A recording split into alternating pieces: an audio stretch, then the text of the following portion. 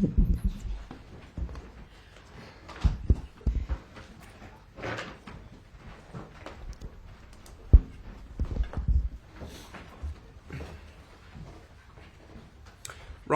good morning and welcome to our Matchday -1 press conference ahead of tomorrow's Premier League game against Aston Villa. We will take the usual format today and begin with a broadcast section, starting with Gary Cottrell and Sky Sports News. There you go, Gary. Hello, Enzo. Can I get the latest team news, injury news? I guess we need an update on that working. Yeah, fortunately we don't have any update in terms of the ones that we have injury are the same. We don't have any more addition injury, so yep, it's Noni probably will be out until the international break probably, and the rest is Nico out, Wes out, Benoit out, Romeo out, Mark Guiu out. So with Noni, it's 4 games, 4 Premier League games by the sound of it. No more than that. You hopefully will be back after the international break. Probably after the international break, we can have back most of the injury, almost all of them, or all of them. That for us can be a big boost.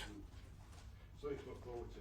So Aston Villa, Chelsea's record at Villa Park is actually in the Premier League. It's pretty good historically. I think they've only won more games away from home at Southampton and Tottenham. And obviously Villa themselves would like to be in the Champions League mix next season. So tell us about Villa and the kind of opposition you're expecting. Oh, they are. Anyway, since the new project with Emery, they are doing fantastic.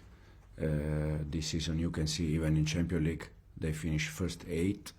But it's an unbelievable achievement for them, and they are there fighting to finish top 4 also this season. So the team is very good. They know clearly the way they want to play on the ball and off the ball, and the manager is probably one of the best managers. You spoke there about Aston Villa's hopes. What are your hopes for Chelsea now for the remainder of the season? What do you hope to achieve between now and the end? But we said many times. I think we spent almost our season top 4.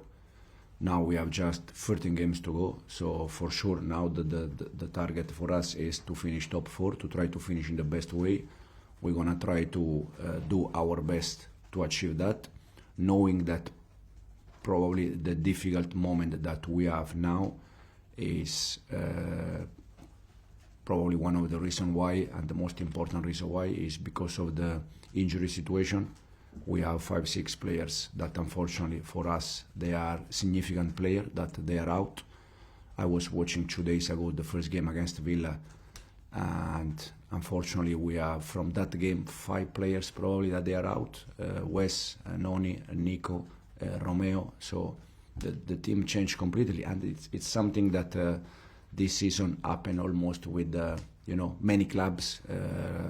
Arsenal had injury, City had injury, and we're gonna try our best to win games also with the amount of injury we have. You say aim to finish in the top 4. You sit there looking like you believe that you can finish in the top 4. You seem quite optimistic. But I've been always clear since day one. I'm not here to, and I said already this a few times. I'm not here to, how can I say, to survive. I'm here to win games. I'm here to bring this club to fight for titles, and I said this already many times. The problem is that when you win games, you look humble, and when you don't win game, you look like lack of ambition. Since day one, I joined this club, and my intention is to win games, to win titles, and to bring this club where this club deserves to be. Okay, I said this since day one, and if you review all my press conference, I always repeat the same. The problem is, as I said, when you win, you look humble.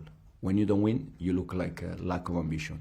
I'm ambitious, the club is ambitious, we have the same manager, same players, and same sport director, same owners than 2 months ago when we were second in the league. So nothing changed. The only thing changed is that unfortunately we are dealing with many injury, and this affect a little bit the level of the team.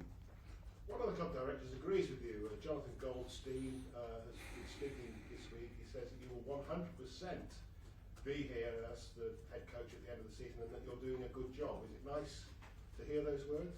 Yeah, it's nice. I really appreciate, to be honest, the relation with the club since we start in a better moment in terms of results and in a worst moment in terms of results as now.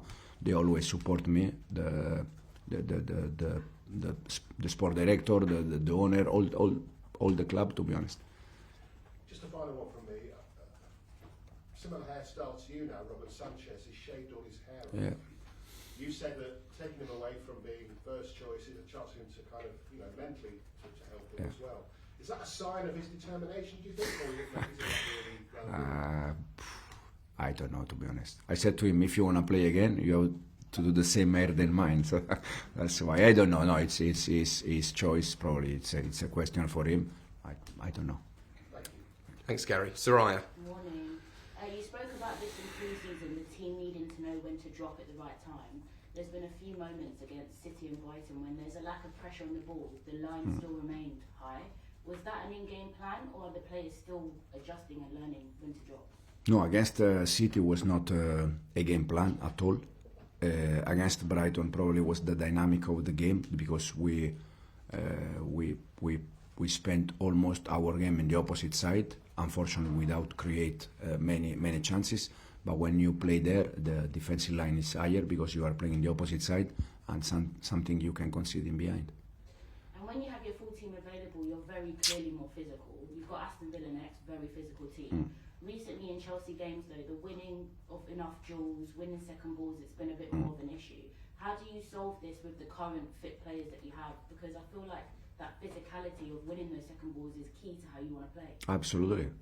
It's an important part. As I said 2 minutes ago, reviewing the first game we play against them, with we said many times with probably more physically player like Wes, Romeo, even Nico, that we said many times that off the ball is working very hard, and this is the reason why probably in this moment we struggle a little bit in terms of results. As I said, for us it's a big boost because after the international break probably we have all of them, but before the international break we have games to play, games to win, and we're gonna try to win the games. You've mentioned numerous times that sometimes the players like Nico and Noni, even if they're frustrating when they're playing, when they're not playing, you see how much they impact this team. Now the Noni injury, we've seen George came on, he impacted as a sub, he was at the back post, he was running in behind. But is he actually ready? Of course, you kind of have to use him at the moment, but is he ready to play Premier League games? Yeah, he's for sure it's a young one. He's not probably it's not ready 100%, but because of the amount of injury we have, we need to use the ones that we have. And Tai is a young profile, is doing well, and because in some moment we don't have also different option, we need to give him chance, and hopefully we can give him more chances, and he can help us. Thank you. Thanks, Soraya. Simon. Enzo, what's the mood been like in training this week? I mean, you sort of talk about belief in reaching the top four, but do the players still believe? Because the mood, just sort of judging by their performance, for example, Malagusto said after the Brighton game that they wanted it more than Chelsea. Just sort of seems to be, and sort of players turning on each other during games. Is the team spirit still as strong as it used to be? No, the team spirit for sure in this moment has to be upset. In terms of they have to be upset, we are upset because we are not happy with the results we have in this moment. We are all aware that we are in a club where I said at the beginning we are not here to survive. We are here to try to help this club to win games, to come back to win titles and fight for that. And the team spirit, I try to convince the player, as I said before, that they are the same players that for 19-20 games they were top 4, second for most part of the season. And now it's a bad run. We need to deal that. We need to embrace that. And for sure, after this moment, they're gonna be better player and better professional. And I think on Tuesday night, there's been talk. I know playing Villa first, but there's been talk that there's going to be some kind of fan protest ahead of the game. What's your feeling about the fans perhaps sort of voting with their voices and showing some kind of protest about the way the club's being run? The only thing I can say is that every time the fans have been behind us, we really appreciate, because we are sure that with the fans in behind, we can achieve soon our target. We have, I think, 13 games to go until the end, 7 of them at home, and I think that winning the 7 at home can be enough to finish top 4.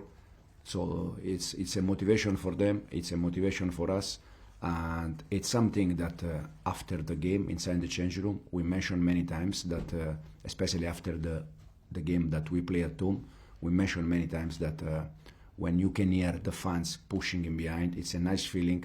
And also the last 2 Premier League games at home, they were Wolves and West Ham, both we won, and especially the West Ham one that we were 1-0 down with them in behind. At the end we have been able to win the game. So we appreciate the fans in behind us, and we ask them to be with us until the end, because for sure at the end we're going to finish very happy, all of us. Thank you, Simon. Rob? Last season, Malo Gusto was probably one of the outstanding players for Chelsea, and he seemed like a real sign that the recruitment policy was working. He came over as a teenager, wasn't really very well known, if at all, over here, and he really improved over the season. It doesn't seem to have quite, he doesn't seem to have quite kicked on from there this season. He hasn't started much in the league recently. I wonder what your experience of working with him and his progress has been this season. I'm very happy with the Malo, to be honest. I think he's doing well with us, but in this moment to judge players, is probably we judge players a little bit consequence of the results also, because Malo helps us a lot when we were in a good run. I think we won in some moment of the season. We won 7, 8 or 9 games in a row, and it was a fantastic part of the team. So in this moment probably we can judge Malo a little bit consequence of the results, but for me Malo is a main player, is an important player, and he's doing well. Last year we didn't really have Reece James to worry about in terms of competition. I know James has been out a lot this season, but he's also been available a lot, he's played a lot. Has that kind of affected Malo at all? Is it maybe better, do some players thrive more when they don't have that kind of direct competition? I don't think so, also because if we have been where we have been for the season, and we are 1 point from the 4th and 4 points from the 3rd. Probably it's also because when we didn't use Malo, we use Reece, and Reece help us, and when we didn't use Reece, Malo help us. So it's good to have both players that they can help us. And as I said, probably the reason why is because almost in all positions we have 2 players for position that they can help us, and probably the competition is good for them, but it's especially good for the team because can help the team to do better. Thank you, Rob. And we'll finish this section with Bobby. Hi, Enzo. Just wanted to check if there's any update on Mikhailo Mudryk at all. No, I don't think so. No. Okay, cameras off, please.